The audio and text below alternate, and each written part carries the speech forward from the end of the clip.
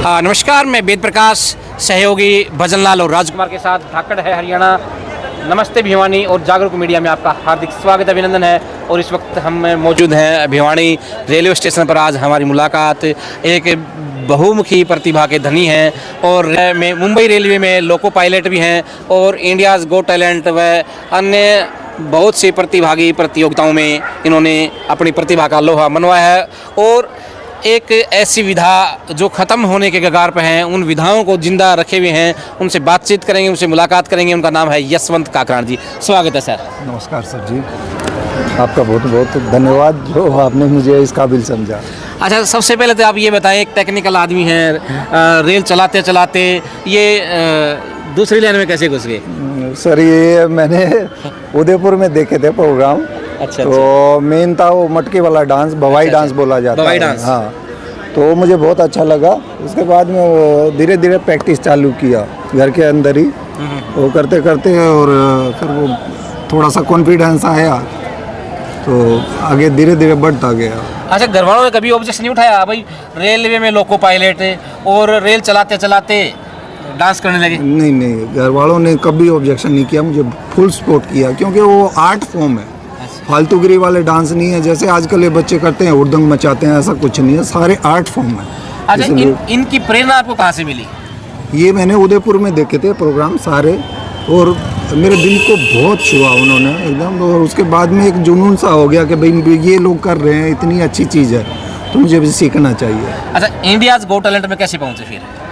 वो तो जो उसमें ऐड आया था, टीवी पे ही ऐड था, तो मैंने भी अप्लाई किया, फिर मैं गया। मेरा सीज़न 2 में भी सिलेक्शन हो गया था। तो मिनी ऑडिशन के 3 लेवल मैंने पार कर लिए थे। चौथे का टाइम आया तब तक मुझे ड्यूटी जाने का टाइम हो गया।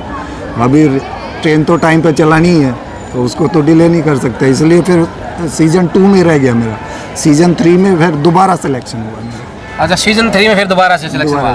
तो आपने जब अपनी प्रतिभा का जो लोहा वहाँ मनवाया तो ये पता लगा कि आपने वहाँ ऐसा करतब दिखाया कि इंडियाज़ गॉट टैलेंट वाले भी घबरा गए और उन्होंने उसका प्रसारण भी नहीं किया। हाँ, वो एक्चुअली हो गया, उन्होंने वो रीजन वही बताया। वो मैंने बिजली का बनाया था, 13 ताल नॉर्मल तो सब करते हैं। हाँ। और मैंने जो मंजीरे थे वो नेगेटिव पॉजिटिव करके जैसे ही मंजीरे बज रहे थे तो लाइट जल रही थी। लाइट जल रही थी। हाँ, 220 वोल्ट एसी सप्लाई मेरे हाथों में थी, एक में नेगेटिव एक में पॉजिटिव। अच्छा, और आँख पे पट्टी बांध के था। आँख पर पट्टी बांध करके? हाँ, तो बोले फियर फैक्टर का वो है, तो इसलिए उन्होंने एक बार तो डिस्प्ले किया, फिर उसके बाद में वो उधर से हटा ही दिया उन्होंने। अच्छा, हटा ही दिया। हाँ, तो बोला वो क्लेम करती है पब्लिक, कोई बच्चा करने बैठ गया तो वो तो सीधा ऊपर जाएगा, जो भी करने बैठ गया। हाँ, थोड़ी भी गलती हो जाएगी तो हाँ, सीधा। तो वो उन्होंने हटा ही दिया। जान का जोखिम था उसमें। हाँ। तो कौन कौन से नृत्य आप करते हैं? मैं तो काफ़ी सारे कर लेता हूँ, लेकिन है सारे आर्ट फॉर्म। मेन तो स्टार्ट तो मैंने भवाई डांस से ही किया था। उसके बाद में एक कालबेलिया डांसर रहता है, उस वो है, फिर 13 ताल है, फिर कठपुतली है, सारे आर्ट फॉर्म है। अच्छा, कठपुतली भी आज एक लुप्त है, ये जो कला है लुप्त हाँ। हो गई है, तो इस कला को भी आप जिंदा रखे हुए हैं? बस वो कोशिश हमारी वही है कि भाई ये कला जिंदा रहे। 13 ताल है और कठपुतली है, दोनों ही कलाएं खत्म होने के कगार पर। तो हमारी कोशिश यही है कि भाई ये जिंदा रहे। और जब से मैंने कठपुतली चालू किया उसके बाद में बहुत लोग इसको मतलब जानने लगे, नहीं तो नई जनरेशन को पता ही नहीं था। पहले बहुत साल पहले होती थी कठपुतली डांस से। वो आज शुरुआत वहीं से हुई है, लेकिन धीरे धीरे ख़त्म सी हो गई थी। लेकिन जब से मैंने हाथ में लिया है तो उसके बाद में बहुत लोग जानने लगे इसके बारे में। अच्छा, ये भी सुनने में आया कि आप रेलवे का कहीं कोई प्रोग्राम होता है तो आपको जरूर बुलाते हैं? हाँ, मेन प्रोग्राम में यही रहता है।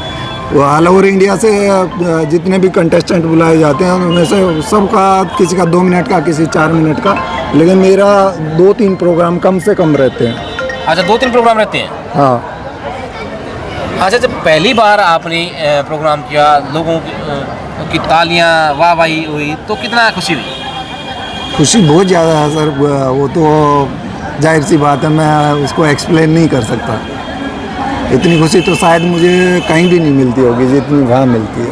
अच्छा, कभी ऐसा भी होता है जैसे आप डांस कर रहे हो और किसी ने आपको पहचान भी लिया हो? क्योंकि आप अमूमन जो डांस करते हैं उसमें महिलाओं वाली पोशाक पहन के करते हैं।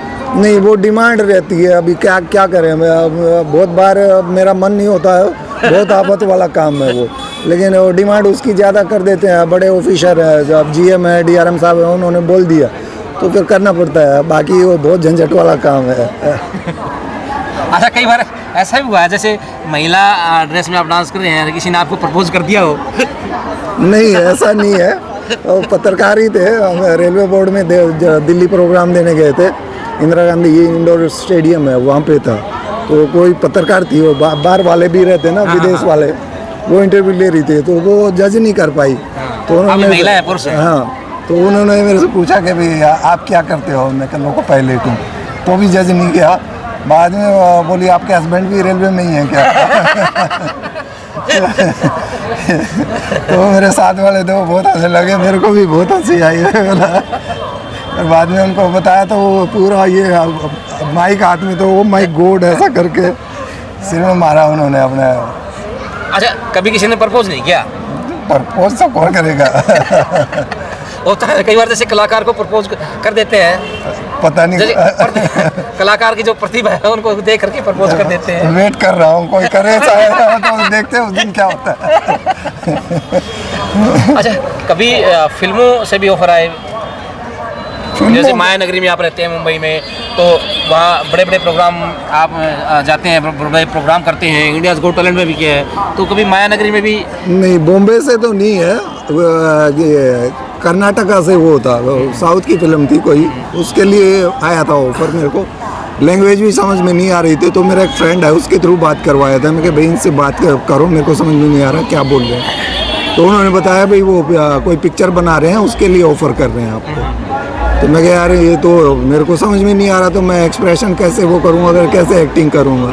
तो फिर मैंने नाम बोल दिया था, उन्होंने 2-3 बार बोला मेरे को कि नहीं वो लैंग्वेज वाला आप मत टेंशन लो, हम कर लेंगे उसका, आपको सिखा के और करवा देंगे। लेकिन वो ड्यूटी ऐसी है तो उधर जाना पॉसिबल नहीं था मुझे। अच्छा, रेलवे की ड्यूटी भी एक अड़चन है, नहीं तो हो सकता है कहीं ऑफर भी और भी हाँ, बड़े ऑफर मिल सकते वो है डेफिनेटली वो, क्योंकि जो लोको पायलट का जॉब है बहुत मुश्किल जॉब है। तो जो कलाकार पहले से एस्टेब्लिश भी हैं और रेलवे में आ गया, और खासकर लोको पायलट में आ गया, तो वो कलाकारी छूट जाती है। हाँ, लेकिन मैंने कैसे भी करके मैनेज करके रखा हुआ है कि जो चीज़ें ख़त्म हो रही हैं उनको संभालना है। अच्छा, एक बात और सुनने में आई थी कि आप अपनी जो ड्रेस है वो स्वयं तैयार करते हैं, आप डिज़ाइनर भी हैं? हाँ जी, मेरी सारी ड्रेसेस मेरी खुद की बनाई हुई रहती हैं पूरा। तो इतनी अलग अलग फील्ड में आप कैसे काम कर पाते हैं? कुछ वो हॉबी है और कुछ नहीं है। तो और उसके अलावा डांस और ये इन चीज़ों के अलावा मेरे को कोई भी शौक़ नहीं है, कहीं बाहर घूमने का और ये कुछ भी वो नहीं है। मेरी हॉबी बस यही है। तो कहीं ड्रेस डिजाइनिंग का भी ऑफर आया या किसी ने सराहना की हो आपकी ड्रेस की? वो इंडियाज़ गॉट टैलेंट में गए तो सोनाली बेंद्रे ने यही बोला था कि डांस भले छूट जाए, कॉस्ट्यूम डिजाइनिंग मत छोड़ना। उन्होंने ड्रेस के लिए अप्रिशिएट किया था मुझे। फिर आपने उनकी बात को अनुसरण नहीं किया शायद? तो अब करूँ क्या, जॉब के साथ में पॉसिबल ही नहीं है भाई, अपना कर लेते हैं बस, इतने तक वो है, ज़्यादा तो मैं कर नहीं पाया उस चीज़ के लिए। अच्छा, जो ड्रेस आपने तैयार की तो पहली बार वो ड्रेस कहाँ सीखी आपने और किस तरह दिमाग में आई भी मैं ड्रेस जो कॉस्ट्यूम है अपना खुद तैयार करूँ? वो एक्चुअली क्या, उदयपुर में कालबेलिया डांस है, मेरे को वो थोड़ा अच्छा लग रहा था। उसका ट्रेडिशन क्या था, वो घूंघट करके होता है, तो मुझे निकालने की ज़रूरत नहीं थी, वो मैं सोचा ये कर लेता हूँ। वो ड्रेस मैं उधर पूछा मार्केट में, तो उसका रेट बहुत ज़्यादा बताया, 3,500 रुपये। आज से कम भी तो 20 साल पहले की बात है। हाँ, 3,500 या 4,000 इतना कुछ बताया था। तो मैं यार ये तो बहुत कॉस्टली है, तो वो तो थोड़ा सा ऐसे 2-4 बार अल्टी पल्टी करके खोल के देख लिया। तो पैटर्न थोड़ा दिमाग में सेट हो गया, तो घर पे आके फर्स्ट टाइम उस पर ही वो किया था मैंने। अच्छा। वो जैसी भी बनी, हालांकि इतनी बहुत ज़्यादा तो नहीं वो थी, लेकिन ख़राब भी नहीं थी, मतलब काम चला उससे ही थी। जैसी मार्केट में हम रेंट पे लेके आते हैं उससे तो लाख गुना अच्छी बना ली थी मैंने। तो ये वहाँ से थोड़ा सा शुरुआत हुई थी। तो कई बार ऐसे ऑफर भी आए भाई मेरी ड्रेस भी, जैसे आप कहीं गए प्रोग्राम में तो किसी ने कहा भाई आप मेरी ड्रेस भी एक तैयार करें? बहुत जगह ऐसे आते हैं, इतने ज़्यादा आते हैं, लेकिन मेरे पास टाइम नहीं है। वो कितने लोग, तो इंडियाज़ गॉट टैलेंट में गया तो एक कंटेस्टेंट था जोधपुर का, तो जो ड्रेस मैंने पहनी हुई थी उसके लिए उस टाइम उसने 10,000 रुपये का ऑफर दे दिया था कि ये ड्रेस मुझे दे के जाओ, आप अपनी तो सिल लोगे। मैं कहा यार मेरी ड्यूटी ऐसी है, मैं नहीं सिल पाया, और इन्होंने बुलाया, ये तो बुलाएंगे ही, मैं फिर कहाँ से पहन के आऊँगा। तो मैं छुप के निकला था, उसका सुबह ही हो गया था ऑडिशन कंप्लीट, और मेरा रात को 11 बजे हुआ, तब तक वो इंतजार करते बैठा था। इंतजार करते रहा। हाँ। अच्छा, कभी ऐसा भी हुआ जैसे आपने भवाई डांस कर रहे हैं और पल्लू सरक गया और आपकी मूंछें दिखाई देगी हो? नहीं, भवाई डांस में या तो फीमेल वाले ड्रेस में करता हूँ और या जेंट्स वाले में, और फीमेल वाला करता हूँ तो मूछें हटानी पड़ती है। अच्छा, मूंछें हटा लेते हैं। हाँ, उसमें नहीं। वो कालबेलिया का जब शुरुआत किया था उस टाइम था कि इतना वो दुपट्टे के नीचे कवर कर लेता था मूछें, उसके बाद में दूसरा तो कभी दिखाई दे जाती थी मूंछें? मुझे नहीं पता कि स्पीड इतनी ज़्यादा रहती थी, कोई जज नहीं कर पाता। अच्छा, ध्यान नहीं दे पाते थे। हाँ, वो स्पीड, वो डांस इतना ज़्यादा, वो 7 मिनट का डांस रहता है और उसमें 2 सेकंड के लिए भी रुकता नहीं है परफॉर्मर। अच्छा, सिर पर जब आप 7 8 10 मटके रख कर कैसे डांस कर लेते हैं? वो सर, वो प्रैक्टिस के ऊपर है सारा। अच्छा, पहले जब प्रैक्टिस की तो मटके वगैरह टूटे भी? बहुत सारे। कितने मटके टूटे? मुझे नहीं आइडिया, शायद 50 तक टूट गया होंगे। 50 मटके? हाँ, मेरे नीचे वाले थे वो ऊपर आ जाते थे, क्या गिरा रोजाना बहाना कुछ ना कुछ मारना पड़ता था, ये गिर गया, फलाना गिर गया, ढिकड़ा गिर गया, बहुत तोड़े मटके मैंने। अच्छा, कभी मटका गिरा और पड़ोसी आ गए हो, भाई ये रोड़ा हो गया भाई तारा, इसी भी नहीं? ना, ऐसा नहीं हुआ। ऐसा नहीं हुआ? उस टाइम अकेला रहता था, बच्चे ही इधर थे। अच्छा, बच्चे ही थे। हाँ, जब सीखा मैंने तो अकेला था, अकेला आदमी किसके साथ रोड़ा करेगा। अच्छा, पहली बार जब घर वालों ने आपको वहाँ फीमेल ड्रेस में डांस करते देखा तो कोई ऑब्जेक्शन नहीं किया कि ये लोगों वाले कपड़े की पहन लिए? नहीं, कुछ नहीं। अब मेरी तो पूरा मेकअप मेरी वाइफ करती है मेरा। हाँ, पूरा वही करती है। कभी वो ऑब्जेक्शन कभी नहीं रहा, फुल सपोर्ट रहा है फैमिली का। अच्छा, कभी ऐसा भी होता है जैसे आप ट्रेन चलाते हुए जा रहे हैं और किसी ने आपको पहचान लिया और जब आप कहीं स्टेशन पर खड़े हो तो लोग मिलने के लिए आते हो? नहीं, आते हैं ऐसे मिलने, लेकिन बहुत अच्छे कॉम्प्लीमेंट्स देते हैं वो, मतलब ऐसा नहीं है कि लड़कियों वाला डांस करता है, ऐसा कोई मजाक के तौर पे नहीं, बहुत रेस्पेक्ट करते हैं। मुझे बहुत सम्मान मिला इस कला की वजह से। अच्छा, ये जो कला लुप्त हो रही है, इसको आप बचाए रखने के लिए अपना प्रयास कर रहे हैं, तो कितनी कठिनाई आती है? क्या लोगों का सपोर्ट मिलता है इसमें? सपोर्ट मिलता है, लेकिन वो बस वो अप्रिशिएट करके चले जाते हैं, लेकिन कोई भी बच्चा भी आके ये नहीं बोलता कि सर ये हमारे को सीखना ही है, और जुनून चाहिए इसमें।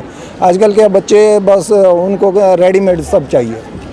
म्यूजिक, फास्ट म्यूजिक कोई भी चालू कर लिया, उछल कूद करना चालू कर दिया, बाकी और इतना वो नहीं रहता है। सरकार कितनी जागरूक है इस कला को आगे बढ़ाने के लिए? सरकार के काफ़ी प्रोग्राम्स हैं, लेकिन मैं उस लेवल तक मैं वो इन्वॉल्व नहीं हो पाता। मैं तो रेलवे तक ही सीमित हूँ, क्योंकि मैं बाहर जाने के लिए उसमें टाइम काफ़ी जाता है, मुझे छुट्टियाँ नहीं मिलती। छुट्टियाँ नहीं मिलती? हाँ। अच्छा, जो नई प्रतिभाएं हैं, नए बच्चे हैं जो इस फील्ड में आना चाहते हैं, इस कला की ओर बढ़ना चाहते हैं, उनको क्या कहना चाहेंगे, क्या मैसेज देना चाहेंगे?